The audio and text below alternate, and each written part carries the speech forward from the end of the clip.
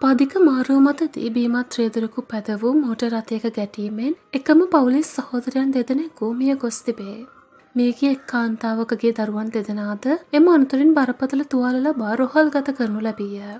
හොරණ කොළඹ මාර්ගයේ කෝරළීම ප්‍රදේශයේ ඥාති අවමගුල් නිවසකට පැමිණි කාන්තාවන් දෙදෙනෙකු සහ දරුවන් දෙදෙනෙකු යළි ඒ ආසන්නයේ පිහිටි තවත් ඥාති නිවසකට යාමට පදික මාරුව මතින් ගමන් කරමින් සිටියදී ඊයේ රාත්‍රී 9:25ට පමණ අනතුරකට ලක්ව තිබුණි. ඒ ගෝනපොළ සිට කොළඹ දෙසට ගමන්ගත් සුඛෝපභෝගී මෝටර් රථයක ගැටීමෙනි. අනතුරින් බරපතල තුවාල ලැබූ එකම පවුලේ සහෝදරයන් දෙදෙනෙකු ඇතුළු සිව් දෙනා කඩිනමින් වෑතර රෝහලට ඇතුළත් කෙරුණි. එහිදී එක් කාන්තාවක් මිය ගොස් තිබේ. අනතුරින් තුවාල ලැබූ මේකේ කාන්තාවගේ 11 හැවිරිදි සහ 17 හැවිරිදි දියණියන් දෙදෙනා සහ ඇගේ සහෝදරිය කඩිනමින් කළුබෝවිල ශික්ෂණ රෝහලට මාරු කර යවනු ලැබීය.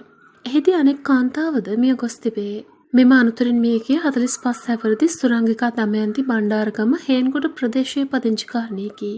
ඇගේ සොහොයුරිය වන 50 හැවිරිදි ශිරෝමි මාලා ප්‍රනාන්දු මහත්මිය බේරුවල මාගල්කන්ද අලුත්හේන ප්‍රදේශයේ පදිංචිකාරිනියක් වන අතර ඇය තිදරු මවකි. බරපතල තුවාල ලැබුවේ මියගිය සුරංගිකා දමයන්තිගේ දරුවන් දෙදෙනායි. ඔවුන් මේ වන විට කළුබෝවිල ශික්ෂණ රෝහලේ ප්‍රතිකාර ලබයි. සැකකාර මෝටර් රථ රියදුරු 3 හැවිරිදි දියණිය සමග කොත්තුවක් මිලදීගෙන නැවත පැමිණෙමින් සිටියදී පදික මාරුවේදී මෙම අනතුර සිදු වෙති බව අනාවරණය වී ඇත. අනතුරින් පසු කුඩා දියණිය අසල නිවසක රඳවා ඔහු සැඟව සිට පොලිසිය පැමිණීමෙන් අනතුරු බාර වී තිබුණි.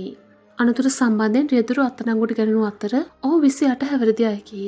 මොරගාහේන පොලිසිය ප්‍රකාශ කළේ ඔහු ඒ අවස්ථාවේ බීමතින් සිට ඇති බවය.